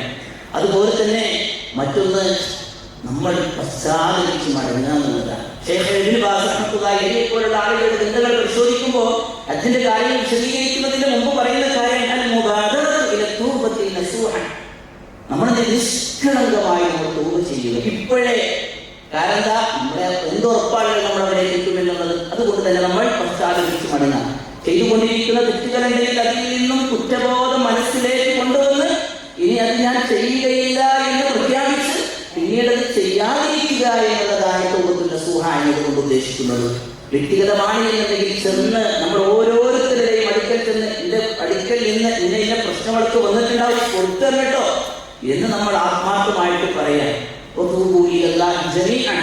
നിങ്ങൾ അല്ലാഹുവിലേക്ക് നിങ്ങൾ പശ്ചാത്തലിച്ച് മടങ്ങിക്കോളൂ. അങ്ങനെയാണ് എന്നുണ്ടെങ്കിൽ നിങ്ങൾ വിജയിക്കും. നിങ്ങൾ വിജയിക്കുവാൻ വേണ്ടി എന്നതാണ് പരിശുദ്ധ ഖുർആൻ സൂറത്തുൽ നൂറിലെ 31-ാമത്തെ വചനത്തിലൂടെ പറയുന്നത്. ഇനിയോ നമ്മുടെ സമ്പത്ത് എന്തിൽ നിന്നാണ് നമ്മൾ ഇതിന് വേണ്ടിയിട്ട് നമ്മൾ പണമെടുത്തത്? ആലോചിച്ച് നോക്കുക. നമ്മൾ എന്തിൽ നിന്നാണ് നമ്മൾ ഇതിന് വേണ്ടിയിട്ട് പണം കണ്ടെത്തിയത്? ഹലാലായ സമ്പാദ്യത്തിൽ നിന്നാണ് ഹജ്ജിന് വേണ്ടി പണമെടുക്കുന്നത് എങ്കിലേ അല്ലാഹുവിന്റെ അടുക്കൽ അത് കബൂൽ ചെയ്യുന്നു. നോക്കൂ, സല്ലല്ലാഹു അലൈഹി വസല്ലം പറയാൻ, ഒരാൾ ദീർഘമായി യാത്ര ചെയ്യുന്നു. യാത്ര എന്നത് തന്നെ പ്രാർത്ഥനയ്ക്ക് ഉത്തരം ലഭിക്കുന്ന സന്ദർഭമാണ്. നമ്മൾ ദീർഘമായി യാത്ര ചെയ്യുന്ന ഒരാളുണ്ടെങ്കിൽ നിങ്ങൾ എപ്പോഴും ഒരു മുസാഫിറാണല്ലോ, എനിക്ക് വേണ്ടി ദുആ ചെയ്യണട്ടോ എന്ന് നമുക്ക് പറയാം. എങ്കിൽ ഹജ്ജ് എന്ന് പറയുന്നത് കിലോമീറ്ററുകൾ താണ്ടിയിട്ടുള്ള യാത്രയാണ്. യാത്രാ ക്ലേശങ്ങൾ നല്ല പോലെ നമുക്കുണ്ടാകും. ഇനി പ്രിയമുള്ളവരെ, സല്ലല്ലാഹു അലൈഹി വസല്ലം പറയാൻ ദീർഘമായ ഹദീസിൽ ثم ذكر الرجل يطيل السفر أشغث أغبر يمد يديه إلى السماء يا رب يا رب. സല്ലല്ലാഹു അലൈഹി വസല്ലം വ്യക്തിയെ പറ്റി പറയാം, യാത്ര ചെയ്ത് മുടിയൊക്കെ ജടപിടിച്ച് ഒടിപുരേണ്ട അവസ്ഥയിലാണ് ആകാശത്തേക്ക് കൈയെത്തിയിട്ട് യാ റബ്ബ് യാ റബ്ബ്, എന്റെ റബ്ബേ എന്റെ റബ്ബേ എന്ന് അദ്ദേഹം പറയുന്നുണ്ട്. വമത്അമുഹു ഹറാം, അവന്റെ ഭക്ഷണം ഹറാമാണ്. വമശ്റബുഹു ഹറാം, അവന്റെ പാനീയം ഹറാമാണ്, അവൻ ഊട്ടപ്പെട്ടത് അവൻ ഹറാമിലാണ്, അവന്റെ ഭക്ഷണം അവന്റെ പോഷണം മുഴുവനും. പിന്നെ എങ്ങനെയാണ് ഉത്തരം നൽകുക എന്നുള്ളതാണ്. അതുകൊണ്ട് നമ്മൾ എന്ത് ചെയ്യുന്നത്, ഇത് പറയുന്നത് നിരാശ വേണ്ട. ഏത് പാപം അല്ലാഹു നമുക്ക് പുറത്തു തരും. അല്ലാഹു നമ്മൾ വിചാരിക്കുന്ന പോലെ തന്നെ 90-ലധികം സ്ഥലങ്ങളിൽ അല്ലാഹു ഗഫൂറാണെന്ന് പരിശുദ്ധ ഖുർആൻ പറയുന്നത്. ഗഫാറാണ് അല്ലാഹു സുബ്ഹാനഹു വ തആല. അതുകൊണ്ട് തന്നെ പണം അടിച്ചിട്ടുണ്ടോ, അവിഹിതമായ അനർഹമായ രൂപത്തിലൂടെ സമ്പാദ്യങ്ങൾ വന്നിട്ടുണ്ടോ, പ്രിയമുള്ളവരെ, അത് നമ്മളെ ശുദ്ധമാക്കാൻ വേണ്ടിയിട്ടുള്ള പരിശ്രമങ്ങൾ നമ്മൾ നടത്തുക. ഇല്ല, നമുക്ക് ഒരു നിലക്ക് കഴിയില്ലേ, ആത്മാർത്ഥമായിട്ട് നമ്മൾ പശ്ചാത്തപിച്ച് മടങ്ങുക. അങ്ങനെയായുള്ള ഒരു മനസ്സോടുകൂടി നമ്മൾ ഹജ്ജിന് വേണ്ടി നമ്മുടെ സമ്പാദ്യത്തിൽ നമ്മൾ ശുദ്ധീകരിക്കുക എന്നുള്ളത് തന്നെയാണ്. ഇനി ഞാൻ ഹജ്ജിന്റെ വിഷയത്തിലേക്ക് വരുന്നതിന് ഒരൊറ്റ കാര്യം കൂടെ പറഞ്ഞുകൊണ്ട് നമുക്ക് വിഷയത്തിലേക്ക് വരാം. അതെന്തെന്നറിയോ, ഹജ്ജിന്റെ കാര്യങ്ങൾ നമ്മൾ ശരിക്കും നമ്മൾ പഠിക്കുക എന്നുള്ളതാണ്. നമ്മൾ സാധാരണക്കാരായ ആളുകളാണ്. ഹജ്ജിന്റെ മസലകൾ ഒരുപാട് വ്യത്യസ്തങ്ങളായ മസലകളുണ്ട്. അതുകൊണ്ട് തന്നെ സ്വാഭാവികമായും നമ്മളെ സംബന്ധിച്ചിടത്തോളം അപ്പോൾ ഞാൻ പറഞ്ഞു തരുന്നത് ഹജ്ജുമായി ബന്ധപ്പെട്ടുകൊണ്ടുള്ള ഒരു വിഷയം. ഖുർആനിലായ സൂറത്ത് ബഖറയിൽ പറയുന്നു, ഹജ്ജ് നിങ്ങൾ പൂർണ്ണമായും നിർവഹിക്കുക അല്ലാഹുവിന് വേണ്ടി. നിസ്കാരത്തിലേക്ക് നമ്മൾ തുടങ്ങി. ഞാൻ ഉദാഹരണത്തോടുകൂടി നമുക്ക് ലക്ഷ്യത്തിലേക്ക് വരാം. നിസ്കാരം തുടങ്ങിയില്ലേ, നമുക്ക് എന്ത് ചെയ്തു, നമസ്കാരത്തിൽ നമ്മൾ തുടങ്ങി റുക്കുവിലേക്ക് പോകാൻ നേരത്തെ നമുക്ക് wudu നഷ്ടപ്പെട്ടു പോയി. നമുക്ക് എന്ത് ചെയ്യാം, നിസ്കാരം നമുക്ക് എന്ത് ചെയ്യാം, മുറിച്ച് നമ്മൾ പോയി wudu എടുത്ത് തിരിച്ചു വന്നു നമുക്ക് നിർവഹിക്കാം. എന്നാൽ അതേ സമയത്ത് ഒരാൾ ഹജ്ജിന് ഇഹ്റാമിലേക്ക് പ്രവേശിച്ചു. ഹജ്ജിനൊരാൾ ഇഹ്റാമിലേക്ക് പ്രവേശിച്ചു. ആ പ്രവേശിച്ച് കഴിഞ്ഞതിന് ശേഷം കുറച്ചാൾ കഴിഞ്ഞപ്പോൾ അയാൾക്ക് എന്തെങ്കിലും അസുഖങ്ങളോ മറ്റൊക്കെ ഉണ്ടായി കഴിഞ്ഞാൽ ആ വ്യക്തി ഇനി ഹജ്ജ് വേണ്ടെന്ന് നോക്കാൻ പറ്റും. ഇനി പോകുവാണെങ്കിൽ അടുത്ത വർഷാക്കട്ടെ എന്ന് പറയാൻ പറ്റും. അത് ചെയ്യണമെന്നുണ്ടെങ്കിൽ ആ രൂപത്തിലാക്കണമെന്നുണ്ടെങ്കിൽ അതിന് വേറെ ചില മസലകളാണ്. അപ്പൊ അതുകൊണ്ട് തന്നെ ഓരോ വിഷയങ്ങളും ഹജ്ജിന്റെ ഓരോ മസലകളും നമ്മൾ ചെയ്യേണ്ടതുണ്ട്. നമ്മളത് ഓരോന്നും കിതാബോധി പഠിക്കണം എന്നുള്ളതല്ല, മറിച്ച് ശരിയായ ഒരു നമുക്ക് വിശ്വാസയോഗ്യനായ അല്ലാഹുവിനെ ഭയപ്പെടുന്ന സൂക്ഷ്മതയോടുകൂടി ജീവിക്കുന്നു എന്ന നമുക്ക് തിരിച്ചറിവുള്ള ഒരു വ്യക്തിയെ കണ്ടെത്താൻ വേണ്ടിയിട്ട് നമ്മൾ ശ്രമിക്കുകയും അല്ലാഹുവിനോട് ദുആ ചെയ്യുകയും ചെയ്യുക. അങ്ങനെയുള്ള ക്ലാസ്സുകൾക്ക് വേണ്ടി നമ്മൾ അല്ലാഹുവിനോട് ചെയ്യും. കാരണം എന്താ പറയുക, ഈ വിഷയങ്ങളിലൂടെ നമ്മൾ പോകുമ്പോൾ നമ്മെ വഴി പിഴപ്പിക്കുന്ന തരത്തിലുള്ള പല തരത്തിലുള്ള വിഷയങ്ങൾ നമുക്കവിടെ കാണാൻ കഴിയും. 2015 മുതൽ അല്ലാഹുവിന്റെ അനുഗ്രഹത്താൽ ഹാജിമാർക്കിടയിലുള്ള ഒരു വ്യക്തിയാണ് ഞാൻ. അതിൽ ആ ലോക്ക്ഡൌണിന്റെ സമയത്തല്ല, സമയങ്ങൾ അത്രയും കഴിഞ്ഞ വർഷവും ഹാജിമാർക്കിടയിലാണ്. അപ്പൊ അതുകൊണ്ട് നമ്മൾ ചൂഷണം ചെയ്യുന്ന നമ്മുടെ വിശ്വാസത്തെയും നമ്മുടെ പണത്തെയും ചൂഷണം ചെയ്യുന്ന പലതരത്തിലുള്ള വിഷയങ്ങളുണ്ടാവും. അതുകൊണ്ട് നമ്മൾ ഹജ്ജിന് വേണ്ടി പ്രിയമുള്ളവരെ പണമടച്ച് നമ്മൾ ഡോക്ടർമാരും മറ്റുള്ളവർക്ക് നിങ്ങൾ പോകണ്ട, എനിക്ക് ആരോഗ്യമില്ല എന്ന് പറഞ്ഞിട്ട് നമ്മൾ തയ്യാറെടുത്ത് നമ്മൾ എന്ത് ചെയ്യണം, ഈ ഹജ്ജ് ഏറ്റവും പെർഫെക്ഷനായി ചെയ്യണം എന്നുള്ള ചിന്ത നമുക്കുണ്ട് എങ്കിൽ ഈ ഒരു വിഷയം നമ്മൾ ചെയ്യേണ്ടതുണ്ട്, പഠിക്കാൻ നമ്മൾ തയ്യാറാവണം എന്നുള്ളത് കൂടെ സൂചിപ്പിക്കുക. അതുകൊണ്ടാണ് നമുക്ക് വേണമെങ്കിൽ ഒരു വാട്സപ്പ് ഗ്രൂപ്പും അതുമായി ബന്ധപ്പെട്ടുകൊണ്ട് എന്തെങ്കിലും വിഷയങ്ങളുണ്ടെങ്കിൽ ചർച്ച ചെയ്യാനുള്ള ഒരു വേദിയൊക്കെ നേരത്തെ നമ്മുടെ ഡോക്ടർ സത്യൻ സാർ ഇവിടെ സൂചിപ്പിക്കുകയും ചെയ്തിട്ടുള്ളത്. ശരി, ഹജ്ജിന് വേണ്ടിയിട്ട് നമ്മൾ എന്ത് ചെയ്യുന്നു, ഇറങ്ങി പുറപ്പെടുന്നു. വീട്ടിൽ നിന്ന് നമ്മൾ ഇറങ്ങുമ്പോൾ നമ്മൾ ശ്രദ്ധിക്കേണ്ട കാര്യങ്ങളിലേക്കാണ് ഇനി നമ്മൾ എന്ത് ചെയ്യുന്നത് പോകുന്നത്. ഹജ്ജിന്റെ മുമ്പ് നമ്മൾ ശ്രദ്ധിക്കേണ്ടതായ കാര്യങ്ങളായിരുന്നു ഇത്രയും നേരം കുറച്ച് കാര്യങ്ങളിലൂടെ നിങ്ങളുടെ ശ്രദ്ധയിലേക്ക് കൊണ്ടുവന്നതെങ്കിൽ ഇനി നമ്മൾ വീട്ടിൽ നിന്ന് നമ്മൾ ഇറങ്ങുകയാണ്.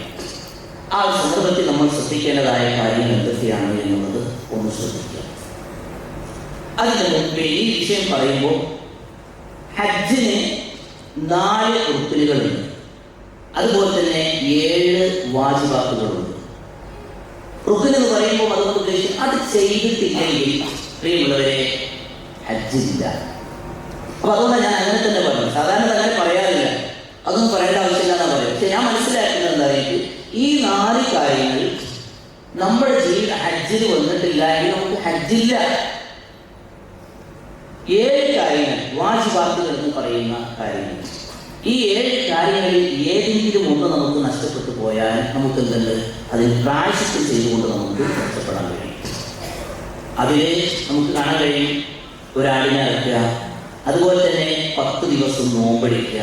ആ 3 നോമ്പ് ഹജ്ജിന്റെ സമയത്തും അതുപോലെ തന്നെ ബാക്കിയുള്ള നോമ്പ് പിന്നെ എന്ത് ചെയ്യാണ്, ഹജ്ജ് കഴിഞ്ഞിട്ട് നാട്ടിലെത്തിയിട്ട് നമ്മൾ എടുക്കുക എന്നുള്ളതാണ്. അപ്പൊ ഇത് നമ്മൾ മനസ്സിലാക്കേണ്ടതില്ലേ, റുക്കിൻ എന്താണെന്ന് നമ്മൾ മനസ്സിലാക്കില്ലേ, മനസ്സിലാക്കണം. കാരണം അതില്ലെങ്കിൽ എന്തെങ്കിലും നമുക്ക് ഹജ്ജ് നഷ്ടപ്പെട്ടു പോകും. വാജിബാത്തുകൾ ഏതാണെന്ന് നമ്മൾ മനസ്സിലാക്കണം.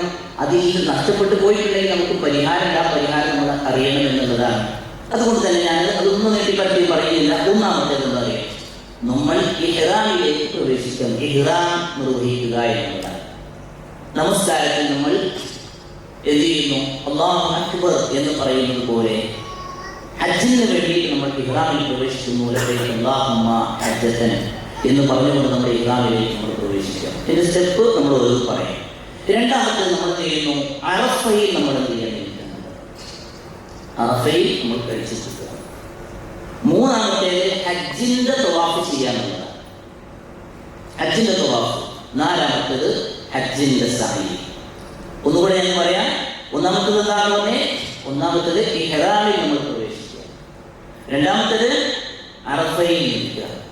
മൂന്നാമത്തേത് ഹജ്ജിന്റെ തവാഫ് ചെയ്യാൻ. നാലാമത്തേത് ഹജ്ജിന്റെ സഅയ് ചെയ്യാനുള്ളതാണ്. ഈ നാലെണ്ണത്തിൽ ഏതെങ്കിലും ഒന്ന് നഷ്ടപ്പെട്ടു പോയിട്ടുണ്ട് എന്നുണ്ടെങ്കിൽ നമുക്ക് ഹജ്ജ് ലഭിക്കില്ല. ഇനി അടുത്ത് നമുക്ക് നോക്കാം ഹജ്ജിന്റെ 7 വാജിബാത്തുകൾ. ആ 7 വാജിബാത്തുകൾ എന്ന് പറഞ്ഞാൽ, ഒന്ന്, ഇഹ്റാമിൽ പ്രവേശിക്കുവാൻ വേണ്ടി നിശ്ചയിച്ചിട്ടുള്ള സ്ഥലത്ത് നിന്ന് അഥവാ മീഖാത്തിൽ നിന്ന് നമുക്ക് എന്ത് ചെയ്യാം? നമ്മൾ ഇഹ്റാമിൽ പ്രവേശിക്കാനുള്ളതാണ്. രണ്ടാമത്തേത് മുസ്ദലിഫയിൽ നമ്മൾ രാത്രി. മുസ്ദലിഫയിൽ നമ്മൾ രാത്രി കഴിച്ചിട്ടുണ്ട്. സ്ത്രീയോട് അത് കാണിച്ചു തരുന്ന സമയമാവും. മൂന്നാമത്തേത് നമ്മൾ എന്ത് ചെയ്യുന്നു? മിനയിൽ 10-ന്റെ അന്ന് രാത്രിയും 11-ന്റെ അന്ന് രാത്രിയും, നേരത്തെ പോകുന്നില്ല എങ്കിൽ 13-ന്റെ അന്ന് വരെയും നമ്മൾ മുസ്ദലിഫയിൽ മിനയിൽ നമ്മൾ കഴിച്ചു കൂട്ടുക എന്നുള്ളതാണ് മൂന്നാമത്തേത്. നാലാമത്തേത് നമ്മൾ എന്ത് ചെയ്യുന്നു? ജംറയിൽ നമ്മൾ എറിയുക. 10, 11, 12 ദിവസങ്ങളിൽ നമ്മൾ ജംറയിൽ എറിയുക. ജംറയിൽ എറിയുക. അഞ്ചാമത്തേത് നമ്മൾ എന്ത് ചെയ്യുന്നു? തലമുടി സ്ത്രീകളാണെങ്കിൽ ഒരു വിരത്തുമ്പോൾ മുറിക്കുന്നു. പുരുഷന്മാരാണെങ്കിൽ മുടി വെട്ടുകയോ പൂർണ്ണമായി വെട്ടുകയോ പൂർണ്ണമായി തലമുടനം ചെയ്യുകയോ ചെയ്യുക. ആറാമത്തേത് വിദാഇന്റെ തവാഫാണ്. വിടവാങ്ങലിന്റെ തവാഫ് ചെയ്യാം. ഏഴാമത്തേത് അറഫയിൽ ഉച്ച മുതൽ മഗ്രിബ് വരെ നിൽക്കാനുള്ളതാണ്. ഈ 7 കാര്യങ്ങളാണ് ഹജ്ജിന്റെ വാജിബാത്തുകൾ. ഇത് നമുക്ക് നഷ്ടപ്പെട്ടു പോയാൽ അതിന് നമ്മൾ പ്രായശ്ചിത്തം നൽകേണ്ടതുണ്ട്. പ്രായശ്ചിത്തം നൽകി നമുക്ക് എന്ത് ചെയ്യാം? ഹജ്ജിനെ നമ്മുടെ പരിപൂർണതയിലേക്ക് നമുക്ക് എത്തുവാൻ നമുക്ക് കഴിയും. ഇത് ഞാൻ തുടക്കത്തിൽ ഇങ്ങനെ പറയുന്നത്, ഇങ്ങനെയൊക്കെയുള്ള കാര്യങ്ങൾ നമ്മൾ എന്ത് ചെയ്യേണ്ടതുണ്ട്? മനസ്സിലാക്കണം. മസലകൾ അറിയാതെ പോയാൽ നമുക്ക് നമ്മുടെ ഹജ്ജിന്റെ പരിപൂർണതയെ അത് ബാധിക്കും എന്നുള്ളത് കൊണ്ടാണ് ഈ രൂപത്തിലുള്ള ഒരു വിശദീകരണം തരുന്നത്. ഇനി ഈ ഒരു സന്ദർഭം മുതൽ നമ്മൾ എന്ത് ചെയ്യുന്നു? പോകുന്നത് വരെയുള്ള സമയങ്ങളിൽ ആളുകളെ നമ്മൾ ചെന്ന് കണ്ട് നമ്മൾ പറയും, ഹജ്ജിന് വേണ്ടിയിട്ട് പോവുകയാണെന്ന് പറയും. അനിവാര്യമായി നമ്മൾ കാണേണ്ടവരാകാൻ പിണങ്ങി നിൽക്കുന്നവരായിട്ടുള്ള ആളുകളെ നമ്മൾ പോയി കാണും. അവിടെയാണ് വിഷയം. പ്രാർത്ഥന അല്ലാഹു സ്വീകരിക്കുക. ആരെങ്കിലേക്കായിട്ട് കണ്ണി നിൽക്കുന്നുണ്ടെങ്കിൽ അത് നമ്മൾ ശ്രദ്ധിക്കുക. കുടുംബ ബന്ധം ചാർത്തിക്കുന്ന എന്തൊക്കെ കാര്യങ്ങളുള്ളതൊക്കെ നമ്മൾ ചെയ്യാം. ഇബാദത്തുകളിൽ നാളെ മുതൽ, ഇന്ന് മുതൽ തന്നെ ആരെങ്കിലും ഇതൊക്കെ നഷ്ടപ്പെട്ടു പോയിട്ടുണ്ടെങ്കിൽ നാളെ മുതൽ തന്നെ സുബഹി ജമാഅത്ത് കറക്റ്റായി നിർവഹിക്കുക. ബാക്കിയുള്ളതൊക്കെ ജമാഅത്തോട് കൂടി തന്നെ നിർവഹിക്കുവാൻ വേണ്ടിയിട്ട് നമ്മൾ പരിശ്രമിക്കുക. അതുപോലെ തന്നെ നമ്മുടെ സ്വഭാവത്തെ നമ്മൾ ഇസ്ലാമികമാക്കി നമ്മൾ മാറ്റാൻ വേണ്ടിയിട്ട് ശ്രമിക്കുക. ഹജ്ജിന് വേണ്ടി യാത്ര തിരിക്കുന്നതിൻ്റെ ഒരാഴ്ച മുമ്പെങ്കിലും, ഇപ്പോൾ നേരത്തെ ടെക്നിക്കൽ ക്ലാസ്സിൽ പറഞ്ഞ ഒരു ദിവസം മുമ്പെങ്കിലും 2 ദിവസം മുമ്പെങ്കിലും നിങ്ങൾ പൂർണ്ണമായിട്ടും എന്ത് ചെയ്യണം? ആ വിഷയങ്ങളിൽ നിന്ന്, ബാക്കിയുള്ള എല്ലാ ശുഭകളിൽ നിന്ന് നിങ്ങൾ മാറി നിൽക്കണം. ഇനി നമ്മൾ എന്ത് ചെയ്യുക? ആ രൂപത്തിൽ മനസ്സൊന്ന് ഫ്രീ ആയി യാത്രയ്ക്ക് വേണ്ടിയിട്ട് നമ്മൾ എന്ത് ചെയ്യുക? ഒരുങ്ങി നമ്മൾ നിൽക്കുകയും ചെയ്യാം. ഇനി നമ്മൾ എന്ത് ചെയ്യും? പോകാൻ നേരം നാളെയാണ് പോകുന്നതെങ്കിൽ, നാളെ അസുഖനാണ് പോകുന്നതെങ്കിൽ, നാളെ നമ്മൾ എന്ത് ചെയ്യുന്നു? ഇഹ്റാമിന്റെ നിയ്യത്ത് ചെയ്തുകൊണ്ട് നമ്മൾ കുളിക്കുകയാണ്. ഇഹ്റാമിന്റെ നിയ്യത്ത് ചെയ്തുകൊണ്ട് നമ്മൾ എന്ത് ചെയ്യുന്നു? കുളിക്കുന്നു. ഇനി നിങ്ങൾ എന്ത് ചെയ്യുന്നു? നേരത്തെ പോയി അവിടെ എയർപോർട്ടിലാണ് നിന്ന് കുളിക്കാനും മറ്റുള്ള സൗകര്യങ്ങളൊക്കെ ഉള്ള ഒരു രൂപത്തിലൂടെയാണ് യാത്ര ചെയ്യുന്നത്. 2 ദിവസം മുമ്പേ പിന്നെ എയർപോർട്ടിൽ പോയി അവിടെ ഒരു പക്ഷേ അവിടെ താമസിക്കേണ്ടി വന്നു. അങ്ങനെയൊക്കെയാണെന്നുണ്ടെങ്കിൽ പുറപ്പെടുന്നതിൻ്റെ അഥവാ നമ്മൾ വിമാനത്തിൽ നമ്മൾ കയറുന്നതിൻ്റെ മുമ്പായി നമ്മൾ എന്ത് ചെയ്യുന്നു? ഇഹ്റാമിന്റെ നിയ്യത്ത് ചെയ്തുകൊണ്ട് നമ്മൾ കുളിക്കുന്നു. ആ കുളി എന്ന് പറഞ്ഞാൽ നിയ്യത്താണ് പ്രധാനം. കാരണം സാധാരണ കുളിക്കുന്ന പക്ഷുനെ ഞാൻ ഹജ്ജിന് വേണ്ടിയിട്ടുള്ള യാത്രയിൽ ആദ്യത്തെ ഉംറ നിർവഹിക്കാൻ വേണ്ടിയിട്ട് പോവാണ്. അതുകൊണ്ട് ആ ഉംറയ്ക്ക് വേണ്ടിയിട്ടാണ് ഞാൻ കുളിക്കുന്നത് എന്ന ആ ഒരു ഇഹ്റാമിന്റെ നിയത്തോടു കൂടി നമ്മൾ ചെയ്യാം. ബിസ്മി ചൊല്ലി നമ്മൾ കുളി തുടങ്ങാൻ. അതുപോലെ തന്നെ വുളുവിൻ്റെ അവയവങ്ങളാദ്യമായിട്ട് നമ്മൾ വുളു എടുത്ത് പിന്നീട് നമ്മൾ തലയിൽ വെള്ളം ഒഴിച്ച് വലതു ഭാഗത്തും ഇടതു ഭാഗത്തേക്ക് നമ്മൾ വെള്ളം ഒഴിച്ച് വുളു എടുക്കുമ്പോൾ ആദ്യം നമ്മുടെ അവസാനം കാല് കഴുകുക എന്നുള്ളത് അവസാനത്തേക്ക് മാറ്റി വെച്ചുകൊണ്ട് ഏറ്റവും അവസാനം കുളിച്ച് കഴിഞ്ഞതിന് ശേഷം നമ്മൾ മാറി നിന്നുകൊണ്ട് നമ്മൾ എന്ത് ചെയ്യുന്നു, വുളുവിൻ്റെ അവസാനത്തെ കാല് കഴുകുക എന്നുള്ള പ്രക്രിയ കൂടി പൂർത്തിയാക്കി കഴിഞ്ഞാൽ ഇഹ്റാമിൻ്റെ കുളി എന്ത് ചെയ്തു പൂർണ്ണമായി തീർന്നു. ഈ കുളിക്കുന്നതിൻ്റെ മുമ്പ് നമ്മൾ എന്ത് ചെയ്യണമായിരുന്നു? നമ്മുടെ ശരീരത്തിൽ നിന്ന് നീക്കം ചെയ്യേണ്ടതായ കുറേ കാര്യങ്ങളുണ്ട്. അതൊക്കെ സമയങ്ങളിൽ നമ്മൾ തന്നെ നിർവഹിക്കേണ്ടതാണ്. നമ്മുടെ കക്ഷത്തിലും അതുപോലെ തന്നെ നമ്മുടെ പ്രൈവറ്റ് ഭാഗങ്ങളിൽ ഉണ്ടാകുന്ന രോമങ്ങൾ ഇതൊക്കെ നീക്കം ചെയ്യേണ്ടതായ കാര്യങ്ങളൊക്കെ നമ്മൾ നീക്കം ചെയ്യുക. മീശ വെട്ടുക, ക്ലീൻ ചെയ്ത് റസൂലുള്ളാഹി സ്വല്ലല്ലാഹു അലൈഹി വസല്ലം നിരുത്സാഹപ്പെടുത്തിയതാണ്, അത് നിഷിദ്ധമാണ് എന്നൊക്കെ ഉള്ളത് കൊണ്ട് തന്നെ ഈ ഒരു ഹജ്ജോട് കൂടി നമ്മളതൊക്കെ മാറ്റി പിന്നെ താഴെയൊക്കെ മുന്നോട്ടെ ബാക്കി നീക്കം ചെയ്യേണ്ട കാര്യങ്ങൾ നീക്കം ചെയ്യുക. നഖം വെട്ടുക, നഖത്തിന് കാരണം ഇതൊക്കെ ഇഹ്റാമിലേക്ക് പ്രവേശിച്ചു കഴിഞ്ഞാൽ പിന്നീട് ഇതൊന്നും നമുക്ക് ചെയ്യാൻ പാടുള്ളതല്ല. അതുകൊണ്ട് ഇഹ്റാമിലേക്ക് പ്രവേശിച്ചതിന് ശേഷം ഇത്തരം ഒരു അവസ്ഥ ഒഴിവാക്കേണ്ട ഒരു സാഹചര്യം ഉണ്ടാവരുത് എന്നുള്ളത് കൊണ്ട് നേരത്തെ അതൊക്കെ നമ്മൾ ചെയ്തുകൊണ്ട് നേരത്തെ പറഞ്ഞതുപോലെയുള്ള ഒരു കുളിയിലേക്ക് നമ്മൾ എന്ത് ചെയ്യുന്നു, പ്രവേശിക്കുന്നു. കുളി കഴിഞ്ഞതിന് ശേഷം ഇഹ്റാമിൻ്റെ വസ്ത്രം നമ്മൾ വിമാനത്തിലേക്ക് കയറുന്നതിന് മുമ്പായിരിക്കും സ്വാഭാവികമായും പുരുഷന്മാരിൽ നിന്ന് മാറുന്നത്. ആ വീട്ടിൽ നിന്ന് നമ്മൾ ഡ്രസ്സ് മാറിയിട്ട് നമ്മൾ പോകേണ്ട ആവശ്യമില്ല. അപ്പോൾ അഥവാ വീട്ടിൽ നിന്ന് ആരെങ്കിലും ഡ്രസ്സ് മാറി എന്നുള്ളത് കൊണ്ട് പ്രശ്നവുമില്ല. അങ്ങനെ അവർ വീട്ടിൽ നിന്നും എന്ത് ചെയ്യുന്നു, ഇറങ്ങിക്കുന്നതിന് മുമ്പ് ഇഹ്റാമിൻ്റെ വസ്ത്രം അണിയുന്നതിൻ്റെ മുമ്പ് ശരീരത്തിൽ സല്ലല്ലാഹു അലൈഹി വസല്ലമ സുഗന്ധദ്രവ്യങ്ങൾ പൂശാൻ വേണ്ടി പറഞ്ഞിട്ടുണ്ട്. അപ്പോൾ ആ സുഗന്ധദ്രവ്യം വേണ്ടി പുരുഷന്മാർ സുഗന്ധദ്രവ്യം പൂശുക, സ്ത്രീകൾ ആരോഗ്യത്തിൽ എന്ത് ചെയ്യേണ്ടത് സുഗന്ധദ്രവ്യം പൂശുക എന്നുള്ളത് അവർക്ക് പ്രോത്സാഹിപ്പിക്കപ്പെട്ടിട്ടുള്ള കാര്യമല്ല.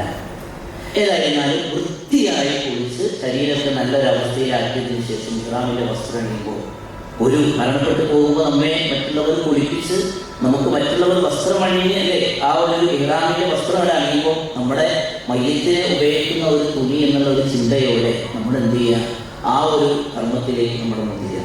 അതിനുശേഷം നമ്മൾ എന്ത് ചെയ്യുന്നു, വീട്ടിൽ നിന്ന് നമ്മൾ പുറത്തിറങ്ങുമ്പോൾ നമുക്ക് കുറേ കാര്യങ്ങൾ പലരെയും നമ്മൾ ഏൽപ്പിച്ചിട്ടില്ല സഹോദരങ്ങളുണ്ട്.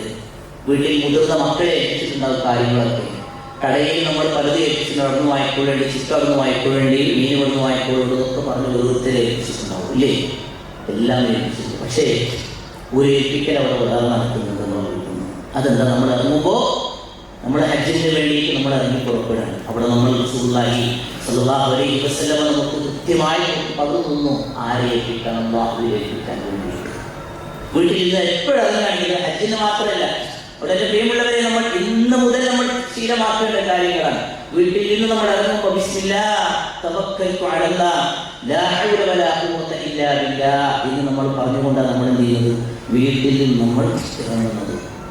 ആ വീട്ടിൽ നിന്ന് നമ്മൾ ആ രൂപത്തിലൂടെ ഇറങ്ങിക്കഴിഞ്ഞാൽ വീട്ടിൽ ആ സമയത്ത് നമുക്ക് നൽകേണ്ട ഒരു പ്രാർത്ഥന നമ്മുടെ കുടുംബക്കാർ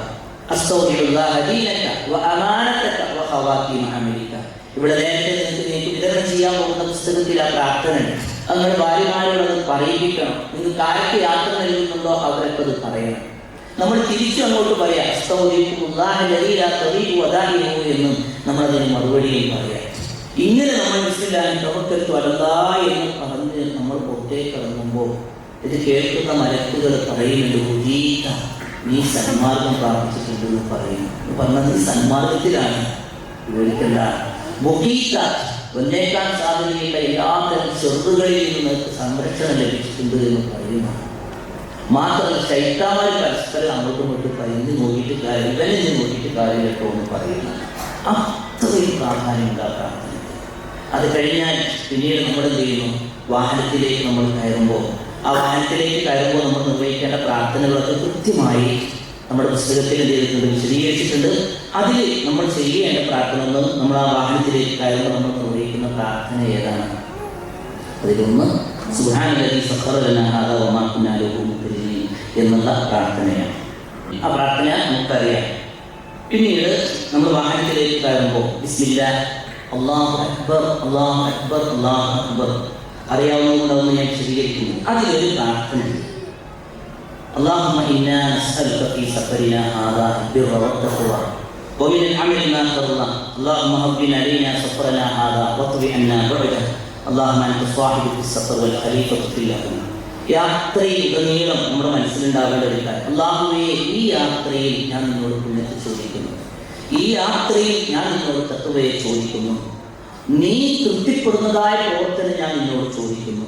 അല്ലാഹു ഞങ്ങളുടെ യാത്ര നീ എളുപ്പമാക്കി തരണമേ. യാത്രാ ക്ലേശങ്ങളിൽ നിന്നും അല്ലാഹുവേ ഞാൻ നിന്നോട് രക്ഷ ചോദിക്കുകയാണ്. ഇങ്ങനെ എല്ലാം അല്ലാഹുവിനെ ഏൽപ്പിച്ചു കൊടുത്തുകൊണ്ടുള്ളൊരു യാത്രയാണ് എപ്പോഴും നമ്മൾ നിർവഹിക്കേണ്ടത്. ഇത് പ്രത്യേകിച്ച് നമ്മൾ ഈ ഹജ്ജിന്റെ സമയത്തുള്ള യാത്രയിൽ ആത്മാർത്ഥമായിട്ട് നമ്മൾ നിർവഹിക്കണം. അപ്പോൾ ആ പുസ്തകത്തിൽ അത് എന്ത് എന്നുള്ളത് എന്ത് ചെയ്യുക നമ്മൾ മനസ്സിലാക്കുക. ഇനി നമ്മൾ എന്ത് ചെയ്യുന്നു? ഇഹ്റാമിന്റെ വസ്ത്രത്തിലേക്ക് വരികയാണ്. ഇഹ്റാമിന്റെ വസ്ത്രം നമ്മൾ എന്ത് ചെയ്യുന്നു?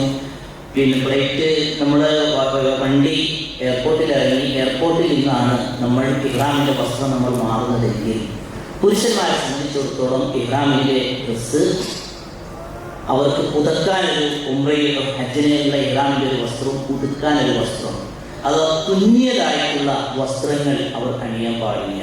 തുന്നിയ വസ്ത്രങ്ങൾ അവർ അണിയാൻ പാടില്ല. അതുപോലെ തന്നെ തല മറക്കാൻ പാടില്ല, ഷൂ അണിയാൻ പാടില്ല. അതേസമയം നല്ല പാദരക്ഷകൾ അവർക്ക് അണിയാം. ഈ രൂപത്തിലൂടെയുള്ള ഒരു ഡ്രസ്സാണ് ഒരു സ്ത്രീകളെ സംബന്ധിച്ചിടത്തോളം അവർ നിക്കാബ് അണിയാൻ പാടില്ല. നിക്കാബ് എന്ന് പറയുന്നതാണ് മുഖം മറക്കുക എന്നുള്ളത്. അതുപോലെ തന്നെ കയ്യുറ ധരിക്കാൻ പാടില്ല. പിന്നീട് അവർക്ക് സൗകര്യമുള്ളതായ ഇസ്ലാമികമായിട്ടുള്ള ഡ്രസ്സ്, ടൈറ്റല്ലാത്ത ഡ്രസ്സുകൾ, ആളുകളിൽ ആകർഷണീയത ഉണ്ടാക്കാത്ത രൂപത്തിലൂടെയുള്ള ഇസ്ലാമികമായ ഡ്രസ്സ്, അതോ പർദ്ദ പോലെയുള്ള ലൂസായിട്ടുള്ള ഡ്രസ്സുകൾ എന്ത് ചെയ്യുക അവർ അണിയുക എന്നുള്ളത് തന്നെയാണ്. അപ്പോൾ മുഖം മറക്കാൻ പാടില്ല എന്ന് പറഞ്ഞാൽ നിക്കാബ് അണിയാൻ പാടില്ല. അതേസമയത്ത് ആളുകൾ തന്നെ ശ്രദ്ധിക്കുന്നുണ്ട് എന്ന് കാണുമ്പോൾ തൻ്റെ കട്ടമൊന്ന് മുകളിലേക്ക് ഇട്ടുകൊണ്ടോ ആ രൂപത്തിലൂടെ പിന്നെ മുഖം മറക്കുന്നതോ തൻ്റെ കുട കൊണ്ടൊന്ന് മറക്കുന്നത് കൊണ്ടോ ഒന്നും പ്രശ്നമില്ല. പുരുഷന്മാരെ സംബന്ധിച്ചിടത്തോളം തല മറക്കാൻ പാടില്ല എന്ന് പറഞ്ഞാൽ കുട ധരിക്കുന്നതിനോ വെയിൽ കൊള്ളാതിരിക്കാൻ വേണ്ടിയിട്ടുള്ള സംവിധാനങ്ങൾ കാണുന്നതിനോ പ്രശ്നങ്ങളില്ല.